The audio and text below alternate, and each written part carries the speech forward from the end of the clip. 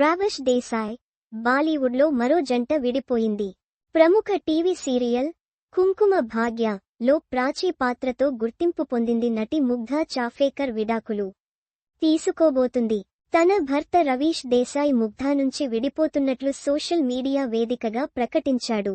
సత్రంగి ససురాల్ అనే సీరియల్లో వీరిద్దరూ కలిసి నటించగా, ఈ సీరియల్ టైంలోనే ఆన్ స్క్రీన్ కెమిస్ట్రీ నిజ జీవితంలో ప్రేమగా మారింది.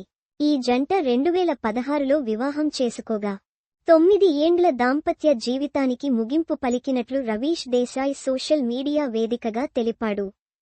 చాలా రోజులు ఆలోచించిన తర్వాత ముగ్ధా, నేను భార్యాభర్తలుగా విడిపోయి మా స్వంత మార్గాలను అనుసరించాలని నిర్ణయించుకున్నాము. గత ఏడాది నుంచి ఈ విషయంపై చర్చలు జరుగుతుండగా తాజాగా ఈ విషయంలో ఒక నిర్ణయం తీసుకోబోతున్నామంటూ రవీష్ చెప్పుకొచ్చాడు. దీనిపై తమకు గోప్యత కావాలని, తప్పుడు కథనాలను నమ్మవద్దని అభిమానులను కోరాడు.